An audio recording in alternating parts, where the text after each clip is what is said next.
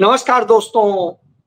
आज अचानक मैंने देखा कि मोतिहारी की चीनी मिल से नरेंद्र मोदी और उनके दोस्त और रैली में आए सभी लोग चाय पी रहे थे। मैंने देखा बिहार इतना समृद्धि में है कि हर कोई चाय के एक कप की कीमत जो वहां 10 रुपए की मिलती थी 100 रुपए दे रहा था। मैंने देखा कि बिहार में कोई भी बिहार का युवक किसी दूसरे राज्य में नौकरी करने नहीं जा रहा था। वो कह रहा था आओ हम तुम्हें नौकरी दे देंगे, हमसे इतने पैसे ले लो, चलो फ्री काम में बैठो। बिहार के लोग इतनी खुशियों के साथ में मस्त थे कि लगा कि वाह क्या बिहार है। और जब मैं यह देख रहा था, अचानक मेरी बेटी ने मुझे जगाया और कहा पापा स्कूल छोड़ने का टाइम हो गया है। मैंने कहा अच्छा। मैंने सोचा आए ये मैं क्या देख रहा था, मुझसे गलती हो गई, क्योंकि मैं तो यह सोच के बैठा था 11 साल पहले नरेंद्र मोदी मोतिहारी गए थे और उसी मोतिहारी में उन्होंने कहा था कि अब मैं जब दोबारा आऊंगा तो मोतिहारी की इसी चीनी मिल में बनी चीनी से मैं आप लोगों के साथ चाय पीऊंगा। मोतिहारी और उसके आसपास 3 चीनी मिलें थी, मोतिहारी में, चकिया में और पहाड़पुर में, और ये तीनों चीनी मिलें बंद है। और इन चीनी मिलों पर वहां के किसानों का हजारों करोड़ रुपया बकाया है, क्योंकि उन्होंने पेमेंट नहीं दिया। और ये तब से ही बंद है जब से वहां नरेंद्र मोदी की पार्टी यानी भारतीय जनता पार्टी के सहयोग से वहां पर नीतीश कुमार की सरकार के दौरान ही सब बंद हुआ। 2017 में जब एक किसान ने मोतिहारी में आत्महत्या इसीलिए की थी क्योंकि उसका जो पैसा डूबा था वो उसे बर्दाश्त नहीं कर पाया था। लेकिन 2014 में नरेंद्र मोदी वायदा करके आए थे। उसके बाद वो कई बार मोतिहारी गए, चुनाव प्रचार करने गए। आज फिर थे। जब वो मोतिहारी में थे तो कह रहे थे समृद्ध बिहार, हर युवा के हाथ में रोजगार। तब मैं सोच रहा था हर युवा के हाथ में रोजगार और इतना समृद्ध बिहार कि वहां पर किसी को बाहर तो काम करने की जाने की जरूरत ही नहीं है।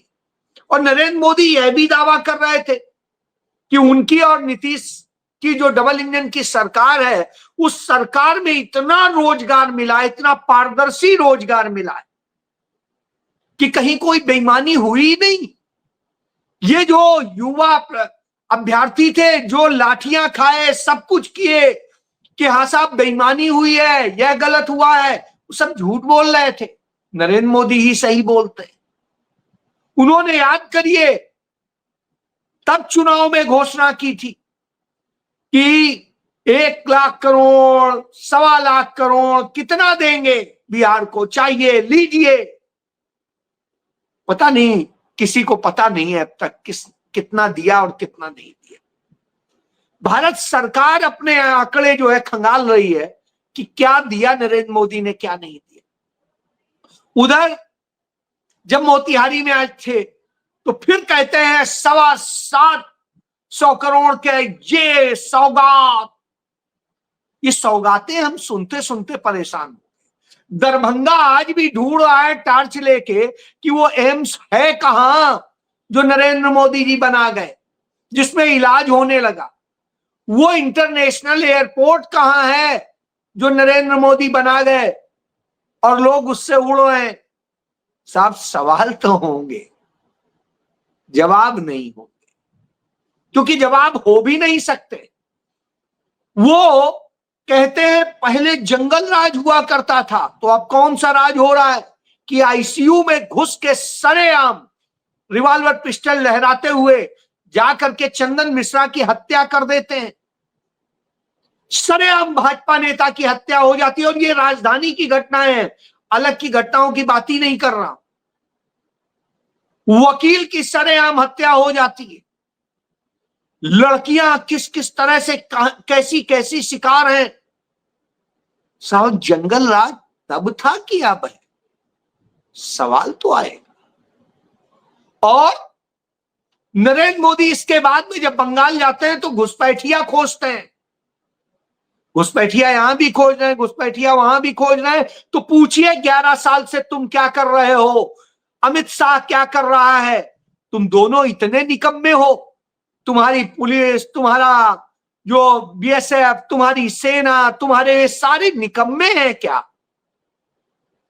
कैसे बॉर्डर क्रॉस करके घुसपैठिए आ गए, और इतने समय में वो कैसे टिके हुए? क्या किया है तुमने? यदि आप देख लीजिए आंकड़े, तो डॉक्टर मनमोहन सिंह के कार्यकाल में सबसे ज्यादा जितने घुसपैठिए भेजे गए थे बाहर के देशों में, सोच नहीं सकते नरेंद्र मोदी अपने 10 साल के शासनकाल में वो ये नहीं कर पाए। लेकिन साहब आरोप कुछ भी लगा सकते हैं, कह कुछ भी सकते हैं, और जब कुछ भी आरोप लगा सकते हैं, कुछ भी कह सकते हैं, तो अब आप इससे समझ लीजिए कि यह सरकार असल में आपके साथ में अन्याय करने वाली सरकार, और इस सरकार से और कोई बड़ी उम्मीद मत कीजिए, क्योंकि ये झूठ बोलने वाली सरकार, ये इतना झूठ बोलती है कि सुप्रीम कोर्ट में जो निमिषा प्रिया है, केरल की रहने वाली है, नर्स थी, यमन में काम कर रही थी, उनके जो मालिक था उसने उनके साथ यौन शोषण करने की कोशिश की, और जिस तरीके से किया उसमें वह मारा गया। उसमें उनके खिलाफ मुकदमा दर्ज हुआ, कार्रवाई शुरू हुई, सारी नरेंद्र मोदी के शासनकाल में। 2020 में उन्हें मौत की सजा सुनाई, 2023 में कंफर्म हो गई कि अब सजा देनी ही देनी। आज तक नरेंद्र मोदी सरकार से वह परिवार गुहार लगाता रहा कि कार्रवाई करवाइए, बचवाइए, क्षमादान दिलाइए, लेकिन नरेंद्र मोदी सरकार कुछ नहीं कर सकी। अब जब फांसी पर वो चढ़ने वाली थी, तब केरल में कांग्रेस पार्टी के जो एमएलए हैं, जो पूर्व मुख्यमंत्री के बेटे हैं, ओमान चंडी के बेटे, उनका जो है जन्मदिन है, तो उन्हें सादर प्रणाम, उनका पुण्यतिथि है, उन्हें सादर प्रणाम करते हुए मैं ये कहूंगा कि उन्होंने वो बड़ा स्टेप उठाया, और वो ग्रांड मुफ्ती के पास गए। 8 करोड़ रुपया जो ब्लड मनी देनी थी उसकी उन्होंने व्यवस्था की, और कहा इसे बचाइए। ग्रांड मुफ्ती जो इस्लामिक धर्म में बहुत बड़ी चीज होती है, वो ग्रांड मुफ्ती बात करते हैं यमन के इस्लामिक सबसे बड़े लीडर से, और वहां बात करके वो फांसी रुकवा देते हैं, और कहते हैं एक बार सहानुभूति पूर्वक इस पर विचार कर। वो इस पर वो करते हैं, जब वो कार्रवाई शुरू कर देते हैं तब विदेश मंत्रालय कूद पड़ता है, और आज सुप्रीम कोर्ट में attorney general of India R Venkataramani ने कहा कि केवल निमिषा प्रिया का परिवार ही पीड़ित के परिजनों से बातचीत करे, और किसी भी बाहरी व्यक्ति को, भले ही उसकी मंशा अच्छी हो, इसमें शामिल नहीं किया जा सकता। यानी अब आप एक चीज समझ लीजिए, जो बचा रहे हैं, जिनके कारण बचाने का काम चल रहा है, सरकार ने तो आज तक कुछ नहीं किया। यह घटना हुई तब नरेंद्र मोदी की सरकार थी, जब कोर्ट में पूरी प्रोसीडिंग चली, कोई हेल्प नहीं दी, तब नरेंद्र मोदी की सरकार थी। अब जब फांसी की सजा हो गई, तब नरेंद्र मोदी की सरकार थी। जिस दिन फांसी पे चढ़ने जा रही थी, उस दिन भी नरेंद्र मोदी की सरकार थी, बचाने नहीं गई। तब बचाया कांग्रेस पार्टी के चैंडी ओमान ने और ग्रांड मुफ्ती ने। हिंदू बच्ची को बचाने के लिए मुस्लिम लगा हुआ, हिंदू बच्ची को बचाने के लिए ईसाई लगे हुए, लेकिन नरेंद्र मोदी को सुनते हैं। और जब यह स्थिति होती है तो निश्चित रूप से इस पर बात तो होनी चाहिए। तब सुप्रीम कोर्ट में यह कह के इसे रोकने की कोशिश होती, बचाने की कोशिश नहीं होती। सोचिए आप, कितना दर्दनाक हालत। यह लोग हैं अपनी राजनीति के लिए किसी की भी जान ले सकते हैं, और बचाने की बारी आएगी तो कुछ नहीं करेंगे। जो बचाने का काम कर रहे हैं वो बाहरी लोग, यानी जो काम स्टेट को करना चाहिए वो काम कांग्रेस पार्टी के विधायक कर रहे हैं और ग्रांड मुफ्ती कर रहे हैं, धार्मिक नेता। अब ऐसे में आता है कि आप हूतियों से बात नहीं कर सकते, आप ईरान से बात नहीं कर सकते, वो ईरान समर्थित है। ईरान एक दबाव डालेगा तो हो जाएगा। कांग्रेस पार्टी ईरान पर दबाव डलवा रही है। कांग्रेस पार्टी जो है ग्रांड मुफ्ती के जरिए मुस्लिम उन पर दबाव डलवा रही है, और आप यह मदद नहीं कर सकते उस हिंदू बच्ची को बचाने के लिए। तो अब आप सोचिए, तो हम सपने में ही देख सकते हैं कि मोतिहारी की चीनी मिल से हमने चाय पी ली। वहां हजारों हजार किसान आज बुरी बदतर हालत में। सरकार क्या कर रही? सरकार वहां वोट काटने का काम कर रही, सरकार साजिशें रच रही, सरकार अपने ही लोगों को घुसपैठिया बता रही। तो आप समझ लीजिए यह प्रधानमंत्री, और जब यह प्रधानमंत्री हो तो फिर क्या करेगा? तो उसके पास में कुछ नहीं रह जा, कोई चीज नहीं, न रोजगार दे सकता है, न कुछ और दे सकता है, सिर्फ ड्रामा कर सकता है, झूठे भाषण दे सकता है।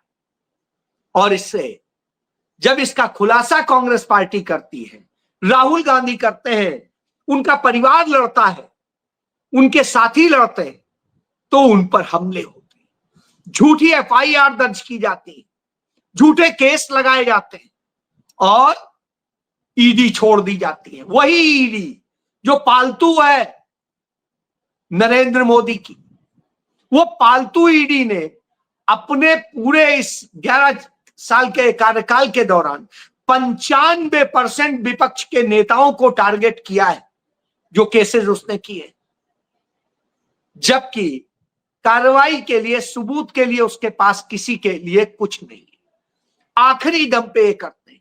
अभी हाल ही के दिनों में आपको याद होगा, जिस दिन डेट खत्म हो रही थी चार्जशीट दाखिल करने की, तो आनंद फानन में राहुल गांधी, सोनिया गांधी और उनके साथियों के खिलाफ ईडी ने चार्जशीट फाइल की। अब उसने यही खेल उनके बहनोई रॉबर्ट वाड्रा के खिलाफ किया। रॉबर्ट वाड्रा के मामले में मैं निजी तौर पे जानता हूं। मैंने इसको लेकर के द संडे गार्डियन में, जब मैं एडिटर था चंडीगढ़ का, तो मैंने एक खबर लिखी थी। वो खबर आपको दिखाना भी चाहूंगा कि वो खबर मैंने लिखी थी, और उस खबर में मैंने लिखा था कि खेमकाज क्या है। आप डेट सहित देख सकते हैं, मैं आपको दिखाता हूं। ये आप देखिए, ये खबर है 26/10/2012 की। Vadra case, Khemka's order of publicity stunt. ये आप देखिए, put Vadra in dock without verifying the facts, registry within a rule, no favour from the government of Haryana, autocratic Khemka violated the rules. तो आप इससे समझ सकते हैं, ये खबर मैंने तब लिखी थी, और इस खबर को अब आप सोच लीजिए, डेट ये है, डेट है, आप देख सकते हैं। तो इस तरह से जो उस डेट में और उसके बाद आप कहेंगे कि साहब वो दोषी हैं।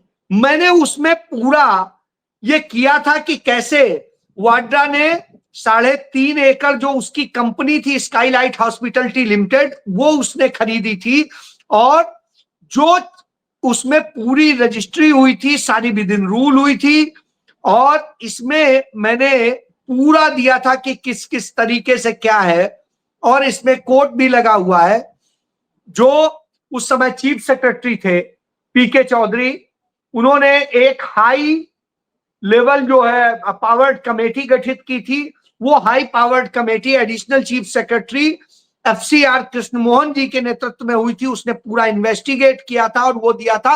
इसी आधार पर इसी हरियाणा सरकार ने हाई कोर्ट में, पंजाब हरियाणा हाई कोर्ट में, आप गूगल कर लीजिएगा, दिया था कि वाड्रा के खिलाफ केस चलाने के लिए उसमें कोई सबूत नहीं मिले, इसलिए वह केस जो है वो किया जाता है। और इसके बाद ईडी उसी पे खेल बता रही है। अब आप सोच लीजिए कि ये कितने झूठ बोलने वाले लोग हैं, यह इस बात का सबूत है। और जब यह सबूत हो तो आप समझ सकते हैं कि ये क्या करते हैं। तो वही इन्होंने खेल किए हैं, इन्होंने झूठ बोलने का खेल किया। आज तक मुझे कांग्रेस से शिकायत थी कि जब यह सच मैं लिख सकता हूं, बोल सकता हूं, तो कांग्रेस पार्टी क्यों नहीं बोलती, राहुल गांधी क्यों नहीं बोलते हैं, प्रियंका गांधी क्यों नहीं इस पर बोलती। अब जब राहुल गांधी ने इसको लेकर के लिखा, मुझे अच्छा लगा कि मेरे ब्रदर इन लॉ पिछले 10 सालों से यह सरकार उन्हें परेशान कर रही है, यह ताजा आरोप पत्र उसी षड्यंत्र का हिस्सा है, और मैं रॉबर्ट वाड्रा, प्रियंका, उनके बच्चों के साथ हूं, क्योंकि यह दुर्भावनापूर्ण, राजनीतिक रूप से प्रेरित बदनामी और उत्पीड़न का हमला है जिसे झेलना पड़ रहा है। मुझे पता है कि वे किसी भी तरह के उत्पीड़न का सामना करने के लिए पर्याप्त बहादुर हैं और गरिमा के साथ ऐसा करते रहेंगे। आखिरकार सच्चाई की जीत होगी। बिल्कुल सही कह रहे हैं, यह 100% झूठा है। और ऐसा ही जो है, वहां जो मुख्यमंत्री थे छत्तीसगढ़ के भूपेश बघेल, जिनके मामले में सुप्रीम कोर्ट कह चुका कि शराब का कोई घोटाला हुआ ही नहीं, उस मामले में ईडी उनके बेटे जो चैतन्य बघेल, जिनका उससे कोई लेना देना नहीं था, उनके खिलाफ कार्रवाई करती है। ईडी आज सुबह सुबह उनको गिरफ्तार कर लेती और फिर लोकल अदालत से 5 दिन का रिमांड ले लेती है। ले लीजिए, आपको याद होगा पी चिदंबरम को भी ऐसे ही लिया था, उनके भी खिलाफ किया था, क्या हुआ। और जिस ईडी के उस एडिशनल डायरेक्टर ने यह कुकर्म किया था पी चिदंबरम को गिरफ्तार करके और ड्रामा करने का, उसने इस्तीफा दिया और भारतीय जनता पार्टी का विधायक है लखनऊ के सरोजनी नगर से। आप समझिए ये राजनीति कैसे इस्तेमाल करते हैं, वो देख लीजिए। उदाहरण दे रहा हूं राजेश्वर सिंह, तो उसी तरीके से यह खेल किया गया। अब बघेल के बेटे को गिरफ्तार करके ये सोचते हैं डरा लेंगे, तो बघेल ने उसका जवाब बहुत अच्छा दिया। उन्होंने कहा गिरफ्तार करो या कुछ भी करो, न डरे हैं न झुके हैं, और न डरेंगे न झुकेंगे, लड़ेंगे क्योंकि हम गलत हैं ही नहीं। क्यों? क्योंकि भूपेश बघेल ने अडानी को जो मंजूरी पिछली सरकार, भाजपा की सरकार दे के गई थी, उस मंजूरी के मामले में ऐसा अड़ंगा फंसाया कि वो काम नहीं कर पाए। हसदेव जंगल को भूपेश बघेल बचा ले गए, और जल, जमीन, जंगल जो आदिवासियों का था उसे बचा रहे थे, तो उन पर झूठे आरोप लगाए गए। याद करिए चुनाव के दौरान उनके यहां रोज छापे पड़ते थे, किस बात के, कि महादेव ऐप में ये है, ये गड़बड़ है। और अब तो कुछ नहीं आ रहा है उसका ना, क्योंकि महादेव ऐप में असल में भूपेश बघेल नहीं, भाजपा के ही लोग हैं। इसी तरीके से यहां है, क्योंकि भूपेश बघेल खुलकर मोर्चा ले रहे हैं। अभी आदिवासियों के साथ खड़े हुए, उनके गांव गए और अडानी अंबानी पर उन्होंने हमला बोला। उन्होंने पंजाब के प्रभारी का जो है चार्ज संभाला, तो यहाँ पंजाब की जो आम आदमी पार्टी की सरकार है, जो अडानी के साथ मिलकर काम कर रही है, उसको उन्होंने टारगेट किया। इसलिए भूपेश बघेल पे हमला हुआ। जो भी गांधी परिवार के साथ डट के खड़ा होता है उसे झेलना पड़ता है। मैं खुद आपके सामने खड़ा हूं कि ईमानदारी से जब बात करता हूं तो 3-3 FIR हो चुकी है। यहां लोगों के खिलाफ एक FIR हो जाती हो, ऐसा शोर मचता है कि लगता है पता नहीं क्या हो गया। 3-3 FIR हो गई। स्मृति ईरानी ने FIR सीधे करवाई। और फिर भारत ही नहीं, दुनिया के इतिहास में किसी में भी पहला व्यक्ति हूं जिसके खिलाफ किसी देश की सुप्रीम कोर्ट की टॉप बेंच ने, 3 जस्टिसेस की बेंच ने 100 वोटों लेकर के कंटेम्प्ट की कार्रवाई शुरू की, क्रिमिनल कंटेम्प्ट की। अब आप सोचिए, इतना डराने की जब कोशिश होती है नहीं डरता है, तो ये इसी तरह की साजिशें रचते हैं। तो इन साजिशों को देखते रहिए। लेकिन सच्चाई है, ये सिर्फ झूठ बोलते हैं, बरगलाते हैं, आप उसमें फंस जाइएगा और बर्बाद हो जाइएगा। सोचना आपको, फैसला आपको करना है, क्योंकि लड़ने वाले लड़ रहे हैं, भले ही प्रचार तंत्र उस सच को न दिखाए। जी हां, जय